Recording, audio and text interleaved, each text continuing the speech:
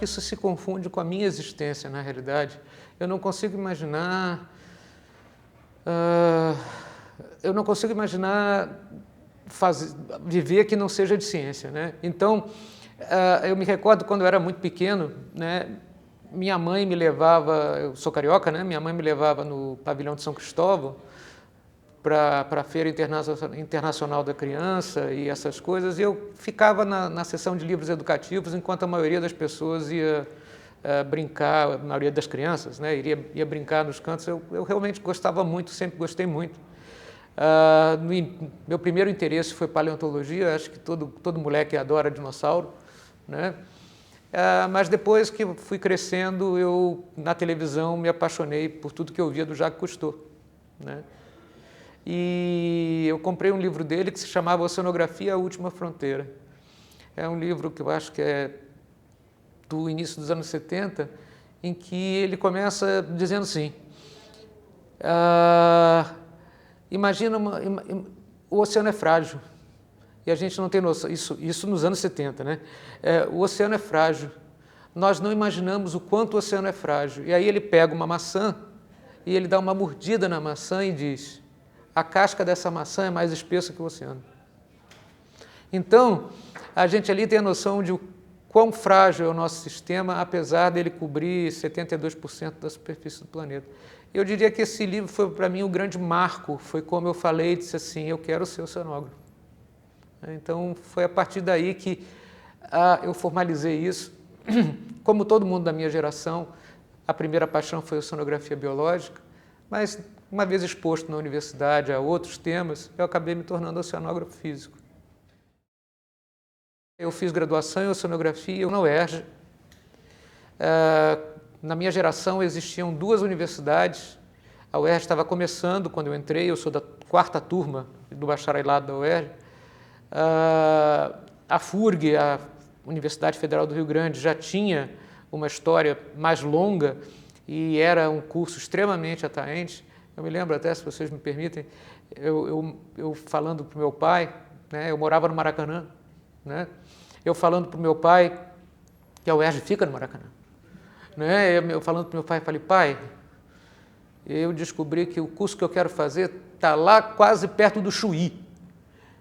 Aí ele falou, peraí, você está tentando fazer um curso no Chuí, né, num lugar em que eu não conheço, é uma cidade pequena, Rio Grande, né, sabendo que você pode ir para a universidade andando a 10 minutos? Bem, não deu certo, né, eu fiz o UERJ. Depois eu trabalhei 3 anos, né, em oceanografia no Nordeste, foi uma experiência extremamente gratificante. E resolvi fazer o mestrado, né? Então eu vim para o IO, foi meu primeiro contato com o IO, em 88 eu vim fazer o mestrado, fui o primeiro graduado em oceanografia a cumprir o mestrado do IO, que era um mestrado considerado principalmente para físicos e matemáticos, né? Por quê? Porque a oceanografia física, na realidade, é uma extensão de mecânica de fluidos, né? Então, com isso, os maiores profissionais do mundo são da área de matemática aplicada ou física teórica. E eu era de uma formação nova, interdisciplinar, e que, ao contrário do que a gente pensa, não existe em outras partes do mundo, né? A graduação em oceanografia é muito rara em qualquer lugar do mundo, ela é uma ciência de pós-graduação. Então, foi um processo difícil, dolorido, porque eu não tinha profundidade, mas foi um processo que hoje eu reputo de prazeroso, porque me levou a me identificar e é o que eu faço, né? É o que eu amo fazer, né? E no doutorado eu fui para a universidade, eu apliquei para uma bolsa do CNPq no exterior. Na ocasião era muito comum isso nas áreas que não existia doutorado no Brasil, em oceanografia física. Eu fiz um doutorado na Universidade de New Hampshire, que estava naquela ocasião se dedicando a estudar justamente as grandes correntes do Nordeste do Brasil. Então eu tive total interesse porque eu havia descoberto uma corrente nova para o Oceano Mundial no meu mestrado acidentalmente. Então eu tinha muito interesse em comunicar na área. Mas chegando lá, eu acabei me envolvendo com outros profissionais e fiz um programa combinado entre a Universidade de New Hampshire e o Massachusetts Institute of Technology, o MIT. Meu orientador, inclusive, principal foi do MIT e eu trabalho com ele até hoje. Depois do doutorado, eu fiz um pós-doutorado na Universidade de Rhode Island, no Graduate School of Oceanography, que era, na ocasião, um dos 5 maiores centros dos Estados Unidos, eu acho que talvez até o terceiro, eu diria. E quando eu estava lá no pós-doc, quando eu ia renovar o meu pós-doc, abriu a possibilidade de eu vir fazer o concurso aqui na USP. E aí eu vim, fiz o concurso, fui aprovado. E estou aqui desde 97. A minha área de investigação são as grandes correntes oceânicas. As grandes correntes oceânicas e sua variabilidade. É incrível que a gente tenha, né, um tamanho de água territorial que a gente tem nesse mundo e a gente dentro desse mundo e a gente não tenha conhecimento do que eram e do que são as grandes feições. Até hoje, quando eu cavuco num canto, eu consigo descobrir coisas novas. Acabamos de fazer uma descoberta recente aqui na Bacia de Santos, ao largo da Ilha de São Sebastião, em termos de feições que ocorrem regularmente na corrente do Brasil. Né? Porque as correntes, elas são como se fossem rios, e esses rios, na realidade, eles desenvolvem meandros, e esses meandros eventualmente se fecham em vórtices, né? Que são como se fossem grandes rodamuinhos ou redemoinhos, e esses rodamuinhos, na realidade, são os análogos no oceano do furacão, né? Sendo que os furacões no oceano, eles têm uma direção só. O oceano é absolutamente a favor da diversidade. Ele permite ambas polaridades, né, e ocorrem de forma, via de regra, homogênea de ambas sinais, ou seja, horário e anti-horário. E é isso que você está trabalhando atualmente? Eu trabalho com isso, sim, eu trabalho com isso atualmente não, eu trabalho com isso a minha vida inteira. Né? Nós temos orgulho de dizer que a gente descobriu uma série de feições novas para a costa do Brasil, né? Só recentemente a gente descobriu alguns vórtices permanentes. Pode parecer um tanto ciência pura a minha especialidade, mas não é. Primeiro que ciência pura é fundamental porque a ciência aplicada ela vem a partir de que você estabelece a ciência pura. Em segundo lugar, porque eu trabalho diretamente com a indústria de óleo e gás. Desde 1999 eu trabalho com eles, já orientei gente, já trabalhei em diversas formas, fiz parte de 5 caracterizações ambientais destinadas justamente a exploração sustentável, né? Ou pelo menos minimamente de impacto, né, desse tipo de recurso natural junto à sociedade. Eu sou uma espécie rara dentro da oceanografia física, que pelo menos eu me julgo ser, né? Porque geralmente você tem um profissional que ele prefere se especializar numa região, numa técnica. Eu não faço isso, né? Eu cubro toda a circulação da costa da margem continental brasileira, né? Ou seja, do Oiapoque ao Chuí, mas sempre além da plataforma. Para minha especialidade, meu oceano começa em 150 a 200 metros de profundidade e vai até os 4.000, 5.000 metros, né? 5 quilômetros, se você assim preferir. Então... Normalmente está quanto da costa? Varia muito. Se for ao largo de Salvador, né, a gente tem uma grande corrente oceânica que flui a 5 quilômetros da costa. No entanto, se você for ao largo de Santos, você está a 230 quilômetros da costa. E elas se comportam de forma absolutamente diferente, em termos de intensidade e tudo, e são sistemas, inclusive, diferentes. Né? Nós somos um dos países com o sistema mais rico de correntes ditas de contorno oeste, né? Porque a gente está na borda oeste dos oceanos, no caso do Oceano Atlântico Sul, né? E a gente tem uma riqueza muito grande, porque são 2 grandes sistemas de correntes. Aliás, eu fui contratado para estudar esses dois sistemas de correntes e permaneço fiel à razão que me trouxe à USP. E assim, dentro do material imerso, como é que isso é feito? Com sensores? Eu trabalho com três vertentes, era o que eu estava dizendo. Eu sou uma peça rara dentro do meu grupo, porque geralmente as pessoas optam por ser observacionalistas ou modelistas. Eu faço as duas coisas. Né? Por quê? Porque a minha formação, por tudo que eu acabei de falar, é dita fenomenologista. Né? Ou seja, eu olho para o fenômeno e vou atrás da melhor ferramenta para poder entendê-lo. Tá certo? Então eu trabalho com as observações, eu não abro mão, eu sou um dos oceanógrafos físicos, talvez no momento seja o oceanógrafo físico no IO que mais vai para o mar, para o oceano, medir as coisas. Então eu faço o uso e tento sempre me manter e trazer os equipamentos para o IO, de equipamentos mais modernos possíveis e ser o uso mais moderno possível, porque às vezes o equipamento é o mesmo, mas a gente introduz usos completamente diferentes. E também faço a parte de modelagem. A parte de modelagem eu faço desde a modelagem clássica, que é aquela modelagem que os instrumentos são papel e caneta, ou papel e lápis, porque a gente erra muito, né? Em que você resolve as equações no braço, né? E também uso o modelo numérico. Eu cada vez estou usando mais modelo numérico porque a parte analítica não se desenvolveu na mesma velocidade com que a parte tecnológica, né? A parte digital. Vocês têm um computador grande aqui para isso? Nós temos e estamos construindo, né? O nosso grupo está agora com bastante dinheiro para comprar um projeto, sim, mas existe uma sala de cluster. No momento eu não estou, existem colegas que até fazem uso de modelagem, porque, como eu falei, eu sou fenomenologista, então eu também faço modelagem, né?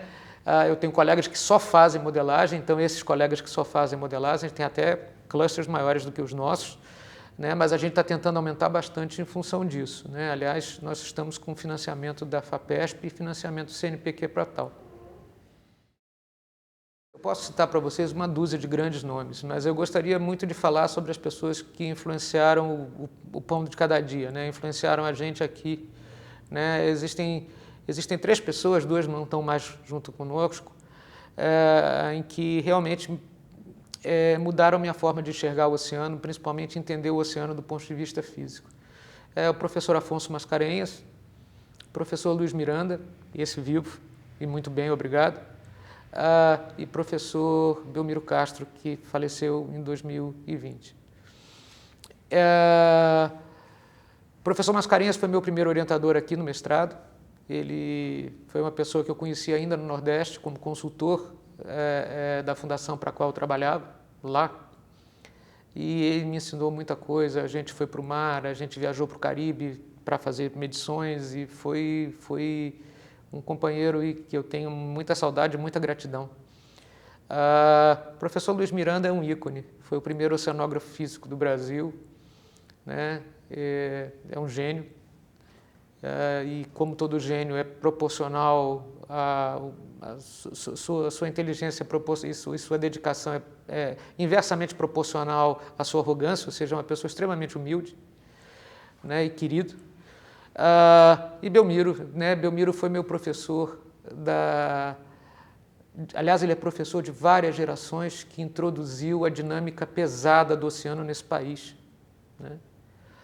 Agora, do ponto de vista do exterior, eu tenho uma gratidão profunda, porque todos nós que trabalhamos na área acadêmica, nós temos uma relação quase paternal, né, com nossos orientadores, né? Eu diria que a grande maioria dos casos a gente tem isso. Eu tenho um carinho imenso, não só pelo Luiz Miranda, que foi meu orientador aqui na USP, a maior parte do meu mestrado, o Afonso foi só no começo, como também meu orientador do MIT, que é uma pessoa que é famosíssima, que é o professor Glenn Flurrow. Ele realmente me ensina. Esse é outro também, que é a humildade. Para ter uma ideia, quando eu cheguei no MIT, eu achei que ele estava varrendo o chão do corredor, eu achei que ele era faxineiro, né? Para se ter uma ideia de como é que era, o cara era professor titular do MIT, né? Da maior história, da maior faculdade de tecnologia do mundo, né? Ou melhor, universidade, né? Enfim. Mas eu são muitos nomes, além daqueles que inspiram. O Luiz Miranda está aqui? Luiz Miranda está aposentado, né? Já faz muitos anos, mas ele está vivo e muito bem, obrigado, né? Belmiro era meu colega, nós trabalhamos, eu tive o prazer de tê-lo como professor e tê-lo como colega e se tornou um dos melhores amigos, né? Era meu irmão mais velho, porque ele foi professor relativamente jovem. E eu sinto muita saudade dele, todos os dias, na realidade, porque nós nos tornamos muito próximos e era outra figura genial. Eu acho que eu inverto a sua pergunta, né? Como não se consegue ver em pleno século XXI a ciência como a força motriz dessa sociedade? Tudo que nós fazemos está baseado em conhecimento científico, direto ou indiretamente.